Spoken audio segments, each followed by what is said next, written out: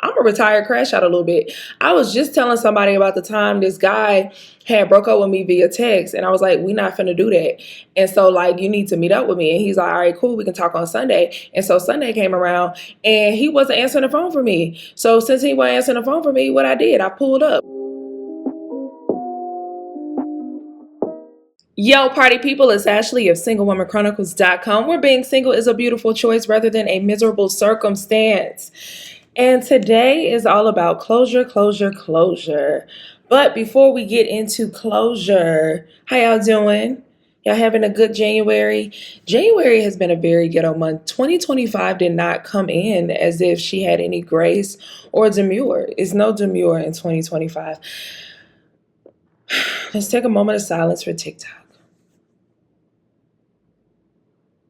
Tikiana Toxin, I'm sorry, that's her government, has been banned from the United States. And there is just, I don't know why people don't like happiness.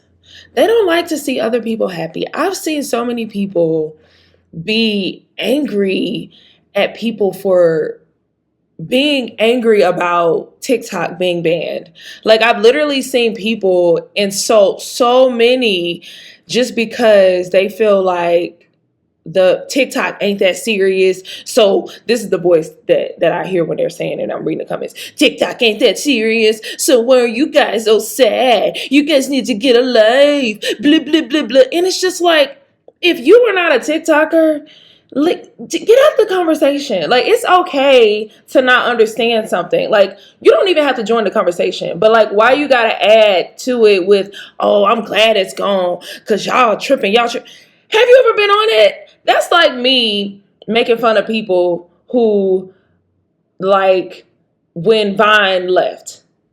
I was never on Vine. So why would I have an opinion on something I was never a part of? Like, it's so stupid. Misery really loves company. Like, these people are so miserable, so they hop on the bandwagon when anybody else is miserable or sad about something so that they can have happiness. Like, they literally only have happiness at other people's misery. It's crazy. But honestly, it seems like a ploy for President Trump to, like, come in and be a savior, because if you notice his manipulation of the country and the brainwashing that he does, like, he doesn't do anything positive in the actual government to, like, shift laws and things that actually matter, but he does stuff that the simple-minded can latch on to and simply say, "Oh yeah, he did that.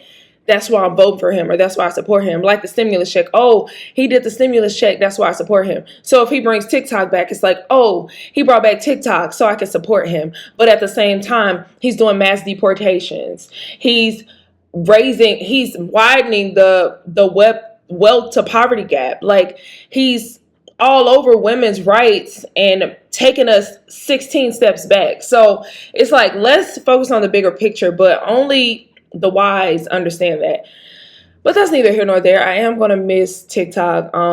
For me, TikTok was entertaining, it was educational, and it was encouraging. TikTok was literally video Google. When I needed a meal plan, TikTok. If I needed a restaurant in a city I'm visiting for the first time, TikTok. A lounge, a happy hour, TikTok. TikTok, tick, tick, tickety top. Honey, if I needed encouragement, I'll come across somebody praying. I'll come across somebody's testimony. If I needed entertainment, I'll come across a funny video. I come across story time. Like, if I needed education, I could be like, oh, for Pilates, that's another thing. I did Pilates for the first time Saturday, and I really needed to know, like, what to expect, what my mindset should have been. So I got so much information before I went into Pilates, and I felt like I was very prepared because of TikTok. So that's why I'm going to miss TikTok. So shout out to TikTok for just being authentic. I feel like you could be so authentic on TikTok, because Instagram, the comments can be brutal. Twitter, I don't even try to go over there, because Twitter is just a pit of hate and misery, and yeah, it's bad over there. But TikTok was just like a family. It gave family vibe, and I just love TikTok. So I'm gonna miss it. Hopefully it comes back, but What I'm gonna do at work now? What I'm gonna do at work when I need a brain break? What I'm gonna do? Because typically my work is work an hour, scroll, scroll, scroll 10 minutes. Work an hour, scroll, scroll, scroll 10 minutes. Like, what I'm gonna do? I'll figure it out. I guess I'll be productive. Whatever. I guess that's the only positive. I could be more productive. Pilates. I wanted to touch back on Pilates. So I actually did Legree. People keep asking me the difference between Legree and Pilates. I don't know. Like, if it's my first, I don't know. I know it's two different names. I know a lot of people, like the Pilates community, they'll say like Legree is not Pilates. Because I want to be like, oh, it's a form of Pilates, but I don't want to get, bombarded with shut up. No, it's not, because I don't know. But it feels like it seems like the same equipment is used, I guess different movements. I don't know. I have no idea, but I did agree. I was surprised because I thought it was going to be way more core heavy, but it was very leg heavy, and my legs are pretty strong. So I was excited that I was able to like finish the workout and not die. That first move that we did do made me question if I should leave or not. Because it was like something with our core, and I'm like, and I don't know how to use the reformer because we jumped straight in and they only give you like, they said a 15-minute intro, baby. That lady sped through that thing, talking that gibberish. It's like another language, y'all. Like Pilates is another language. So if you're trying to visit Pilates for the first time, make sure you have your sticky socks. You can get them on Amazon. I got mine for $15 because I have big feet, and I couldn't do like the ankle socks. I had to do the full socks, but I got a pack of 3 for $15. Make sure you take water, of course. Make sure you can even take a towel. I forgot my towel, but I was okay. I didn't die too much, but I was wiping sweat with my shirt. Don't be afraid to stop in between sets. Like, don't be afraid to go into the movements like slower because you don't know what you're doing. Don't be afraid to like modify because you don't know what you're doing. Like, yeah. Don't be afraid to look at your neighbor. Because most of the class, I didn't know what they was talking about. So I was looking at my neighbor like, what y'all doing? Okay, cool. That's what she doing. I'm going to follow what she doing. Oh, what he doing? I'm going to follow what he doing. So, yeah, Pilates is cool. I'm actually going tomorrow to an intro class because we are out. We are out for work on Monday. So I'm going to do an intro class to introduce me to the reformer because obviously I don't know what I'm doing. So I thought that was really nice. And it's a Black-owned studio here. I think it's called Stretch ATL. It's in Buckhead. So Black-owned is always great. It seems that my last video has touched the red pill community, and I really needed it to be untouched. I need it back. I hate when my content gets over to red pill. Obviously, my platform is called Single Woman Chronicles. The key word in there is woman. The key word in there is woman because I speak to women. So I'm not saying that I don't speak to men at all. I do have men who listen to my podcast. I do have men who enjoy me and who are fans, and they find my content helpful. Thank you guys. But red pill is a whole different ball game. So the things we talk about is very different. And so I think a lot of the red pill men are broken and hurt. So their mission is to misunderstand me and women like me and women in period, because deep down inside, a lot of them hate women. And that's just what it is. Like, you can agree to disagree. I don't care. But I didn't say all of them. I'm saying a big group of them hate women. So if you are a woman and you're outspoken and you're speaking your mind, of course they're going to hate me. Like, hello. So I've had content, especially in the past, like on TikTok, get into the hands of the red pill community, and all of the comments were just like bad and negative. I don't typically go into the comments when I see that it has gotten on the red pill side. I just be like, whatever. But if you listening to this, y'all just go to my last video that talks about how social media is ruining dating. And if you're a woman, just be like, hey, great video, and just comment under there so it can get out of the shackles of red pill, because I don't want it over there. Thank y'all. Okay, last thing before we get into is closure necessary for healing. Last video, I forgot to mention the Dr. Cheyenne Bryant, because this is a part of like social media ruining dating. Dr. Cheyenne Bryant, she has been out for a minute, but she recently got her popularity because she read, what's his name? Cam Newton for filth last year, and which was necessary because he needed, he just needed a bit of he needed a bit of correction, and she corrected him. But lately, her interviews have been kind of like, I don't know. But a lot of me, I tell people all the time, I eat the meat, spit out the bones. I listen to people, but I listen with knowledge that not everyone. I'm not going to agree with everything someone says, and that's okay. That doesn't make me say I'm going to stop supporting you unless you say something really crazy or dangerous. And two, just because you said something don't mean it's true. So I'm going to go research and find out if it's true. Like, I'm just that girl. I've always been that girl. I've always been the skeptic, kind of like, I'm going to go look for myself. So she had this recent video on Dr. Jamal Bryant, I think is his name, the pastor. And she said that one way she knows if a man is right for her, if he gives her the password to his phone. When I tell you I 1000% disagree with this notion. Now, I do believe in openness and transparency. Like, if I'm in a relationship and my man needs to use my phone, I will be like, hey, my code is such and such and such. Use it. I don't care, because I'm not hiding anything. And I would expect the same from him. I would expect phones to be turned face up. Like, I expect all of that. But at the same time, I don't need his password, because my discernment is lit. So if I feel like you cheat, nigga, you cheated. Like, I usually don't need proof.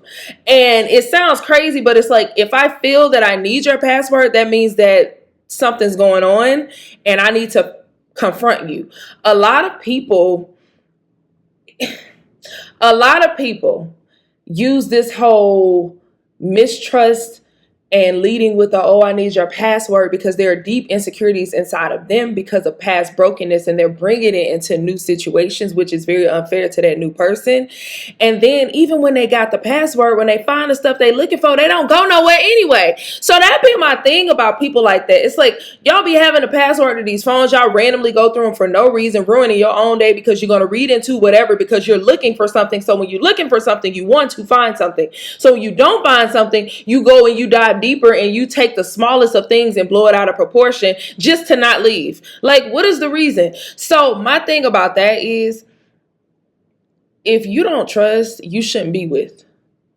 That's just my thing. Or if you're in a relationship and trust was broken, but you want to remain in that relationship, y'all have to work on building trust. And that comes with a lot of forgiveness and a lot of humility. Because when you forgive, that means that you can't keep bringing it up. You can't keep shoving it in that person's face, because that means you didn't forget. If you keep bringing it up and throwing it in their face, like, baby, you got to learn to move on. Now, I'm not saying if it's fresh. Like, of course, if someone cheats on you and you decided to stay with them, especially if like you're married or something, or, if y'all been together for a long time, y'all got kids and stuff, a family, and you decide, okay, I'm going to stay. In the beginning, it's okay to kind of like grieve through that because you need that moment. But bro, like, there has to come a time when you're like, okay, I'm no longer doing that. And I'm no longer doing the things associated with the mistrust, which is looking through phones, needing passwords, snooping, doing all that. I know this because I've been there.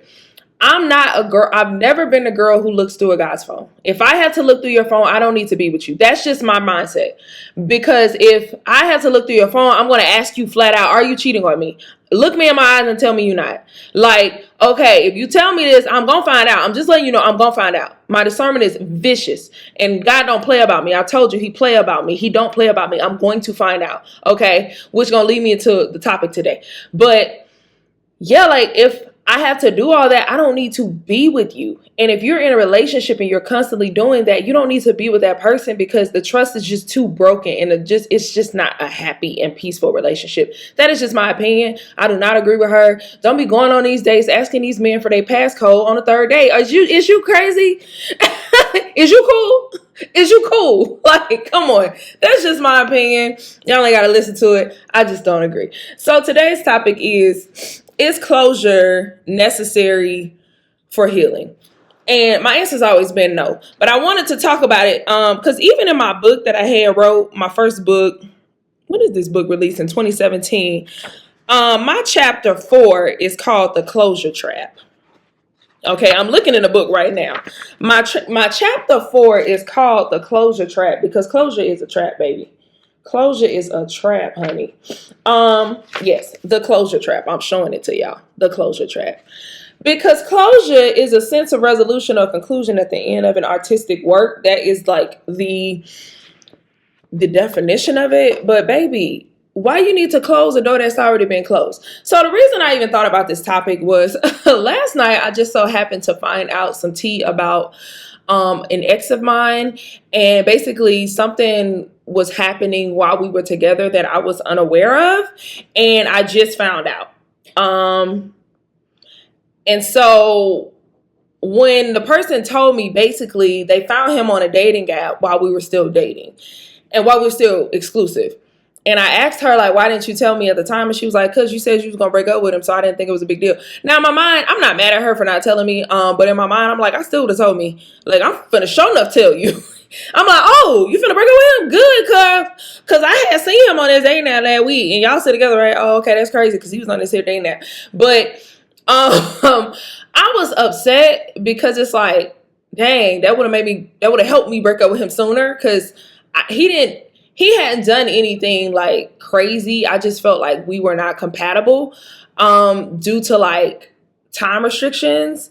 But just knowing that information would have helped me to read him for filth. So it made me think like, okay, how am I going to handle this situation? Because I can't reach out to this individual and be like, you dirty slut.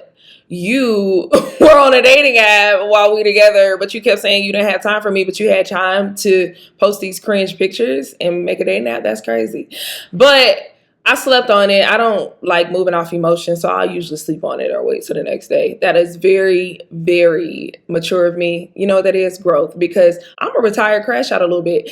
I was just telling somebody about the time this guy had broke up with me via text, and I was like, we not finna do that.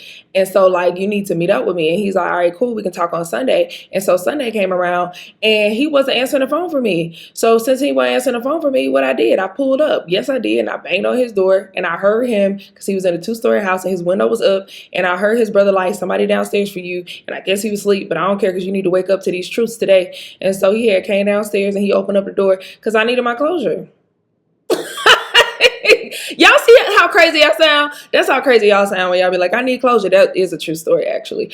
Not my proudest moment, but I mean, as a retired crash out, it is what it is. Some stuff you just got to do what you got to do, but it's out of my system now. But the answer is, you do not need closure for healing. Just like the situation that I spoke about with finding out this stuff. And I don't know what it is about me. I'm always finding out after the fact that a dude done cheated or like was deceptive because I would feel it. Like, I always feel something off in my gut. I'm telling y'all, my discernment is magical. It's beautiful. Like, I'll feel it before it happens. Like, I'll feel it in my gut deep down inside of me. And I'll know something is up. And I'll be like, God, reveal it to me. And God will reveal it to me. Or he'll be like, just walk away and I don't need an answer. I'll just obey that voice.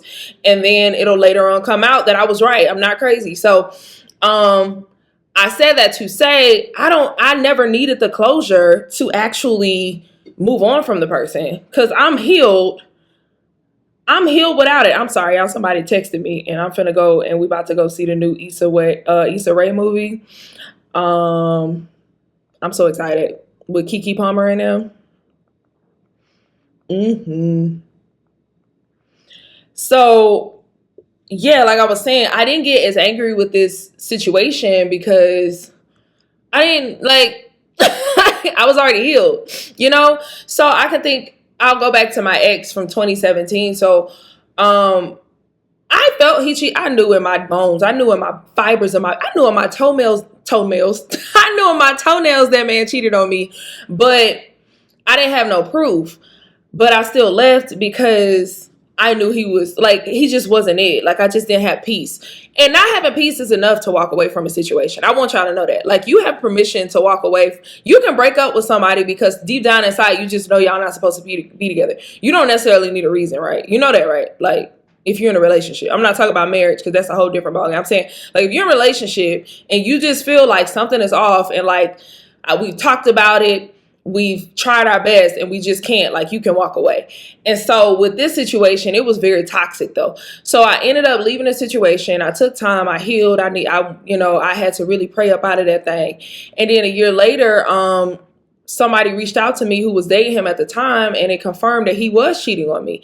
Now, as a retired crash out at the time, I was still a crash out. So, of course, I called him because it's so funny because he had already called me that week. And so I had got his new number. He called me that week trying to reconcile. And I was like, go away. I would never. And so, of course, the crash out of me called him and cussed him out because you cheated on me a year ago. But I didn't do it for closure. I did it because I wanted him to know that he was trash and he was slut. Dang, I was a crash out for real. That's so crazy because I didn't think I was, but I was. But